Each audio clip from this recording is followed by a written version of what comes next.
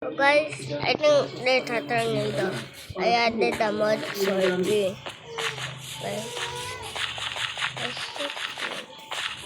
Kanina email narito din sa eskwela ng mga kawin ng City Prosecutors Office para kausapin yung nakasaksi sa pamamagitan ng school ng kanilang sinasagawa ng investigasyon. Walang estudyante rin na nagtuulit at What if I die? What do I say?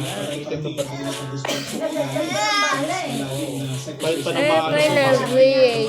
Meron yung kumbaga. Yung galing yung si tita niyang pulis eh. Parang nagkaroon siya, di ba? Parang nagkaroon siya ng dahilan na ano? Sa parahasan ito. Kalmadong Kaya kalmado. dito sa San Jose National High School, Ang ganyan sala. Na hindi sila I makukulong. got the lost, guys. I will not turn into the ATV anymore. Sorry.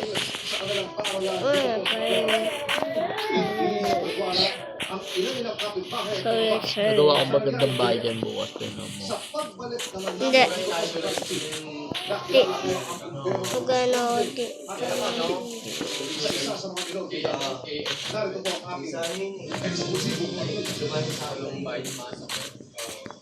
Sa komunidad na ito, di Komunidad? Ay mo dahil ganito sa natutubong pamamarili ng Lunes na uban. Nanangilan ang 14 anyos na estudyante, isa sa mga naman Hindi ko kaya yan eh. Kaya mo, na may number naman eh. Halimbawa, ito, 14. 14 na bahay. Tingnan mo bahay niya. tita niya ang nakausap namin na lumabas sa Quran. Ganda. Hindi raw Ganda yun. pamilya nila ngayon. Oo, diba? Hindi ko kaya yung Ayun o.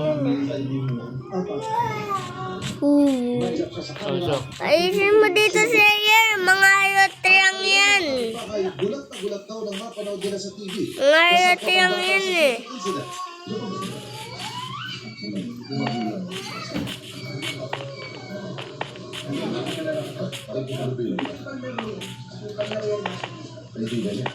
Yun, ang ganda yun.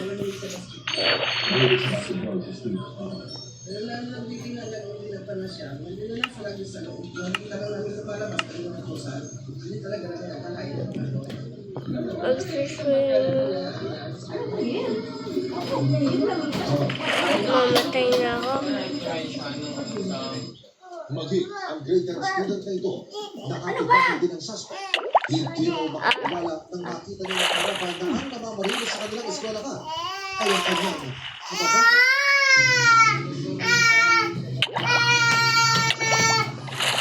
Ano ba? Iyan naman eh.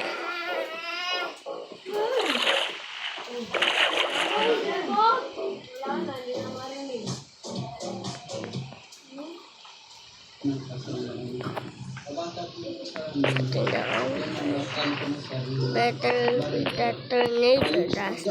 Walang report ang bata at madalas nasa loob lang ng bahay. Pero kwento ng isa pa sa mga kababata niya, madaling mapikon ang suspect.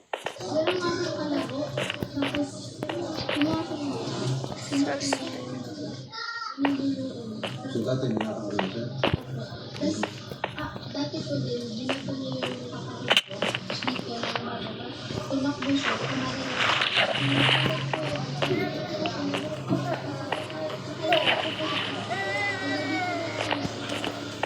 Tornado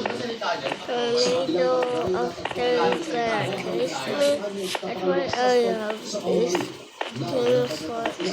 Pero nailat din sila sa camera at ito ang mga bibig. Pasensya po sa'yo, hindi po muna makakapapilay ng design ko ngayon dahil ang abogado namin, mag-reserve po muna kami sa interview. Meron lang po kayong mensahe sa publiko, sir. Yun lang mo.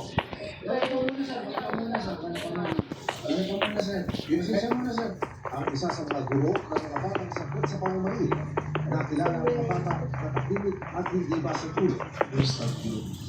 Dati po nag-usap dapat kahit po siya yung isa sa tao yung namin sa kanila parang actions tayo talaga siya ang kanyang build. Tapos yung gawin na mananalig na mananalig sa kasi tayo talaga yan yung kanyang asal dito po sa kanya. Kamusta po siya? Parang pahit naman siya. Alalang-alala ni teacher ang kanyang mga nakita noong umaga nila ng Lunes. Kasi hindi ko talaga sa dyan lang. Pero as it went on, parang nagtasabi na yung pala talaga. Wala ka ba? Oo. Parang salamat sa hindi na pero doon nakapagpulit sa sila. Pagkatapos namin ako isa sa mga suspect ay dito rin sa loob ng school premises namin. Dadalhin ko kayo. Sa likuran namin ito at pakikinig ng Sigaw School. Dito ko pinapalik sa akin.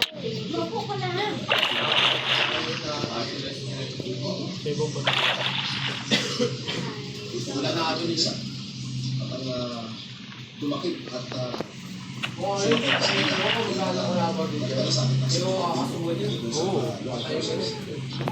Kaya mo na lang. Sindigan yung mga nagulang ako ng mga estudyante ako sa walang kapas na panahon. At ang isa sa mga unang responde at nakadakip sa isa sa mga shooter, ang bumberong si Fire Officer 2, Ludwig Zosa, na noong nakaramihan daw sa eskwelahan. Meron ako ng pansin ng mga bata, umiiyak, tapos naglalabasan doon sa area na yun. Tapos, nilapitan ko, tinanong ko, anong nangyari? Sabi ng isang babae, sir, may binaril. May sugatan doon sa loob. Lagpas na ka ng gate, may sumigaw. Meron isang bata, kung kung sino yun, ginawakan ng kamay ko, tapos parang may tinuturo. Sabi sa akin, inuwaray na dialect is, sir, amo na ito siya, sir, amo na ito niya, amo na ito. Sa Tagalog Pilipino, Sa Pilipino, sir, yan na yan, siya na yun, siya na yun. doon na nakita ang 15 anyos na suspect na kumalo raw sa mga kapwa niya estudyante sa gitna ng kabuluhan. Meron siyang inakbayan na babae, medyo maliit sa kanya. Hindi na muna ako nagbumunga ng move kasi baka magulabo, anong gawin? So hinintay ko muna siyang makatalikod. Nung makatalikod na, nagdahan-dahan akong Pero nang makakuha ng tiempo, inulat ko na siya. Hinawakan ko yung kamay niya, dumating yung isang pulis. Pagdating ng isang pulis, yun na, tulungan na kami na makuha. yung tinagdaw nila, nagsasalita mo. Makukulong ba ako? Makukulong ba ako? Mapipriso ba ako? Mapipriso ba ako? Pagkatapos ng lahat, napaluha daw si FO2 Zosa, hindi lang sa kanyang nakita, kundi sa sinabi ng mga batang ito. Sa totoo lang, takot din ako doon. Parang tawag lang ng pangkuling.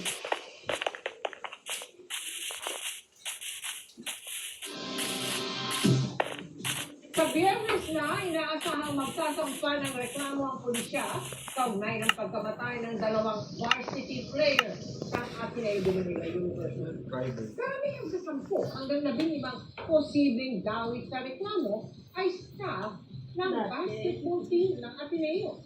Nakatutok si Joy Veneracion. Wala nang pagkaanong malakas dyan. Yung mga ano sa delasyon na gano'n, yung mga pamibigay niya. Mga kapimit pero dapat nakapila sa professional basketball player. Nalagyan mo noon para sa video. Hindi ba?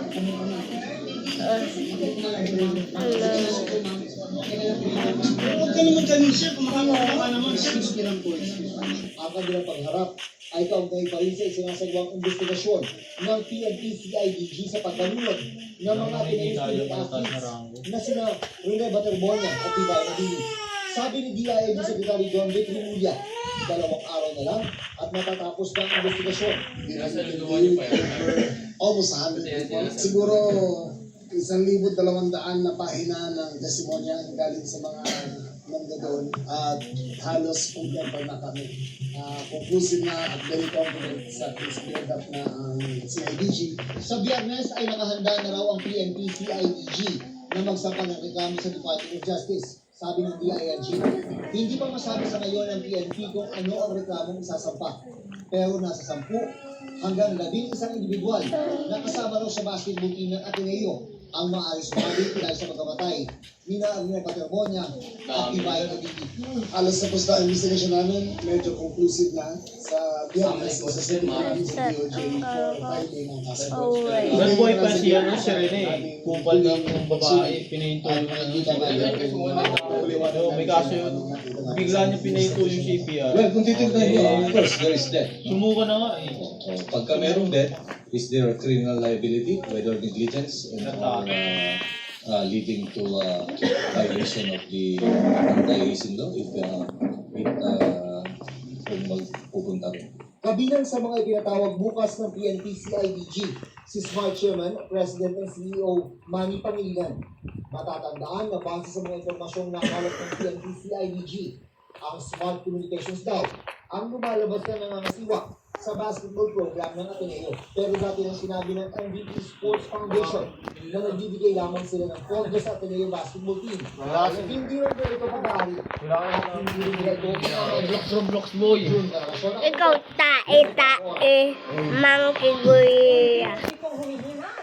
Dati dyan, di ba sa spectrum? Yung salita, bigla, wala ano eh.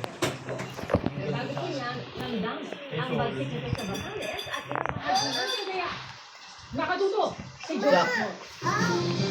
Ano ba? Tae! Mukhang galas na bata. Yung matapang ka na, kaya mo pala kayo ng tao. Bakit lagi ka na, bakit pa ka? Game ka ba? Tae, mukhang Siyang sana kayo. Tawa na kayo. ay ito ka. Saka pasado na yun, pasado ng ano, ayun, barik sa. Ayun yung tita niya, yung may bata. Bakit yun, no? Baga pa ang pasulong ka na eh, palubog ka pa. Oy. Filipino. Unang comment nga si James. Ikaw ako. Tumukumukha niya eh.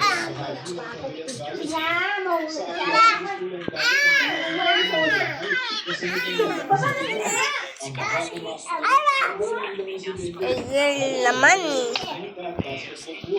Ay sa pag-asa Habagat na pinalalakas ng Bagyong Francisco na nagpaulan sa iyang bahagi ng Visayas at Mindanao. Joseph Polo, nakatutok 24 oras.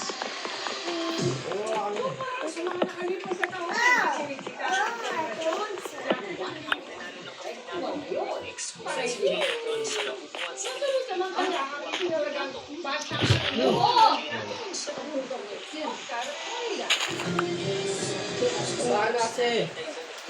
Wet to wet with the limit. Ang basahan kasi ngayong taon sa Wata Wata Festival sa San Juan. May hangganan, may basahan zone na lang. Sa kahabaan ng Pinagagalang Road, sa pagitan ng Igibara at Domingo.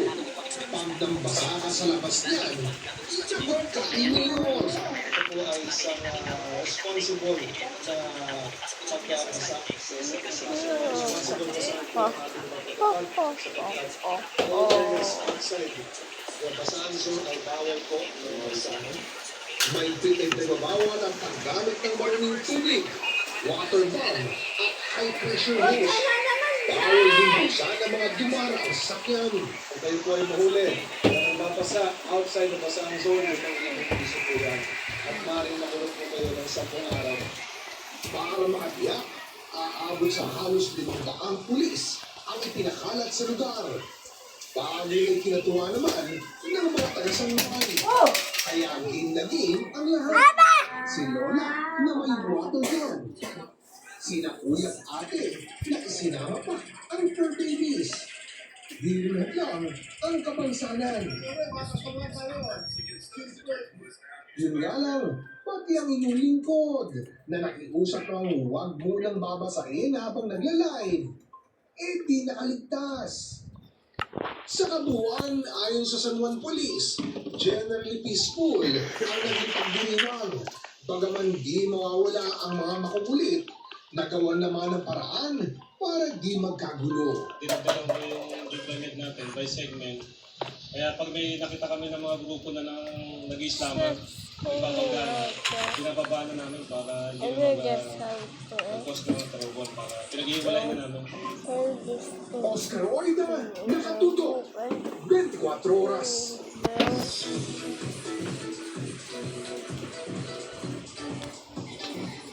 Hoy, kapag natabangan mo talaga si Aya, babato kita.